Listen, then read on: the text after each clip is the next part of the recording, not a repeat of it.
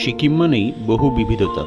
কোথাও রুক্ষ ভূমিরূপ, কোথাও তুষারাবৃত পাহাড়, রাস্তার ধারে অজানা ফুল, আবার কোথাও সবুজ বিস্তৃত চা বাগান।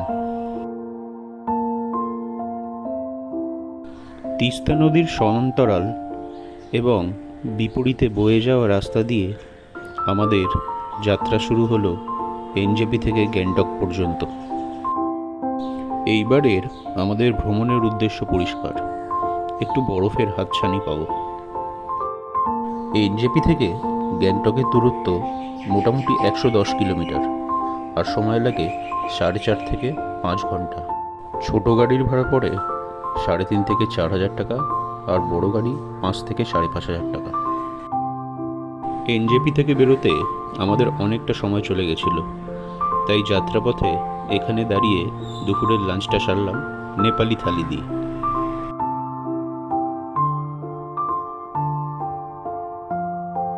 আবারও তিস্তাকে সাথে নিয়ে পথ চলা শুরু। এইবারের আমাদের গন্তব্য ইস্ট সিকিম এবং ওয়েস্ট সিকিম। ইস্ট সিকিমে আমরা যাব নাথুলা, পুরনো বাবা মন্দির এবং ছাঙ্গু লেক দেখতে, এবং ওয়েস্ট সিকিমে আমরা দেখে নেব পেলিংয়ের যত সাইট সিন আছে সেইগুলো।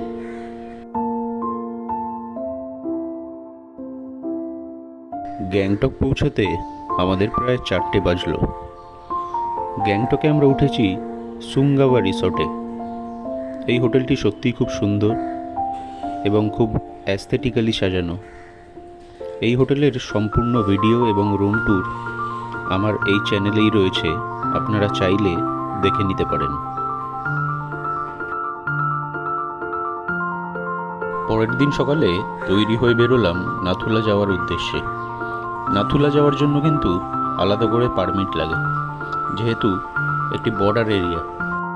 আপনারা যে গাড়ি বুক করবেন সেই ড্রাইভারই এই পারমিট করিয়ে নেয়।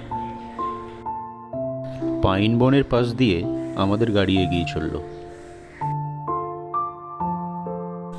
কিছুটা পেরোতেই রাস্তা বেশ দুর্গম হয়ে উঠল, সরু রাস্তা এবং রুক্ষ পাহাড়।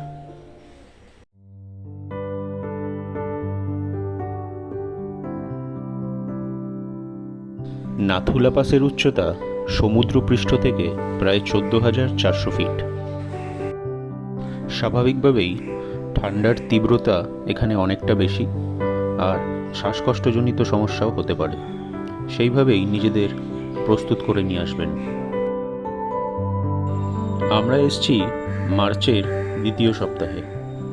আবহাওয়া বেশ পরিষ্কার, রৌদ্রোজ্জ্বল দিন।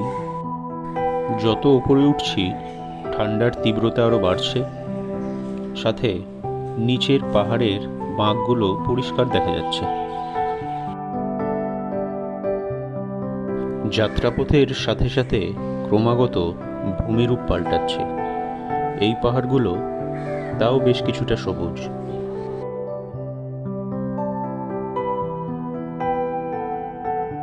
বরফের প্রথম অস্তিত্ব পাওয়া গেল এই রাস্তায়।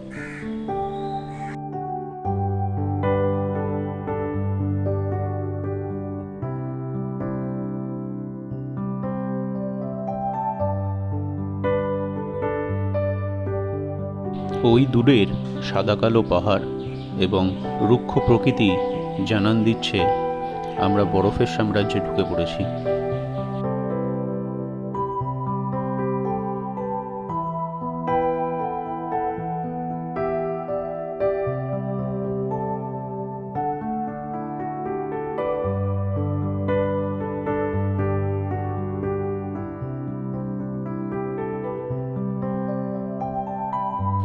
আমরা এখন পেরিয়ে চলেছি ইস্ট সিকিমের সবচেয়ে জনপ্রিয় জায়গা ছাঙ্গু লেক। নাথুলা পাসে সময়ের প্রতিবন্ধকতা এবং তুষারপাত হলে রাস্তা বন্ধ হয়ে যাওয়ার আশঙ্কায় আমরা ঠিক করলাম ছাঙ্গু লেকে আমরা ফেরার পথে দাঁড়াব।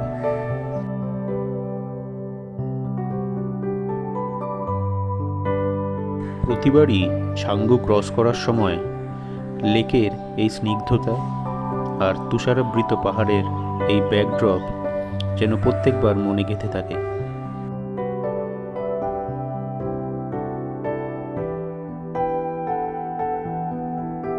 রাস্তার ধারের বরফের চাদর আরও পুরু হচ্ছে। বোঝা যাচ্ছে যে আমরা আমাদের গন্তব্যের কাছাকাছি পৌঁছতে চলেছি। আজকে পর্যটকের সংখ্যা অনেকটাই বেশি। কিছু পর্যটক নিজেদের উচ্ছ্বাস ধরে রাখতে না পেরে এখনই রাস্তার ধারে গাড়ি দাঁড় করিয়ে বরফের আনন্দ নিচ্ছেন।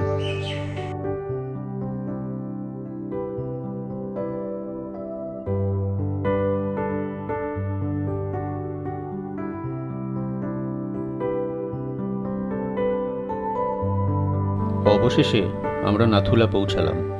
গাড়ির সংখ্যা দেখে বুঝতেই পারছেন আজকে কত মানুষের সমাগম হয়েছে। গাড়ি থেকে নামার পরেই পরিবেশ বেশ মেঘাচ্ছন্ন হয়ে উঠল, আর সাথে বেড়ে উঠল ঠান্ডা হাওয়ার দাপট। প্রতিটি পর্যটকই মরশুমের প্রথম বরফে নিজেদের মতো করে একটু আনন্দ উপভোগ করে নিচ্ছেন। সেদিন ঠান্ডা ছিল -6 ডিগ্রি। হাত পা আড়ষ্ট হয়ে আসছিল, কিন্তু সেটাও যেন এক অনন্য অভিজ্ঞতা মনে হলো।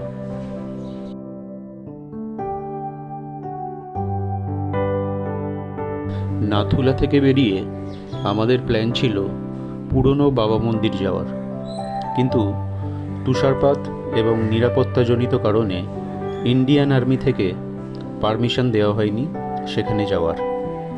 সেই জন্য অগত্যা আমরা গেলাম নতুন বাবা মন্দির। সেখানে বিশেষ কিছুই দেখার নেই, তবে একটি দর্শনীয় স্থান। আপনারা যদি সুযোগ পান তবে আমি বলবো অবশ্যই একবার পুরনো বাবা মন্দিরে ঘুরে আসবেন। সেখানে বাবা হরভজন সিংয়ের পুরনো মন্দিরটি 14,500 ফুট উচ্চতায় ওখানেই অবস্থিত। নতুন বাবা মন্দিরের পরিবেশ অত্যাধিক জনবহুল ছিল। গাড়ির চাকায় আর বরফ গলা জলে চারিদিক কাদা হয়ে আছে। এখানে একটি সৌধ তথা মন্দির, একটি ক্যাফে এবং একটি সুভেনিয়ার শপ আছে।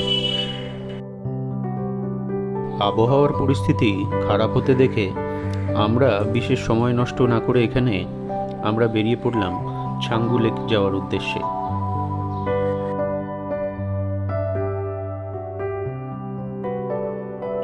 পৌঁছে গেলাম ছাঙ্গু লেকে। এই লেকের স্থানীয় নাম সংমো, যার অর্থ হল হ্রদের উৎস। এই লেকটি গ্যাংটক থেকে 40 কিলোমিটার দূরত্বে এবং সমুদ্রপৃষ্ঠ থেকে 12,500 ফিট উচ্চতায় অবস্থিত। চারিদিকে বরফে ঢাকা পাহাড় এবং ভাসমান মেঘ, এই দুই মিলে যেন এই জায়গার এক অপার্থিব সৌন্দর্য তুলে ধরেছে।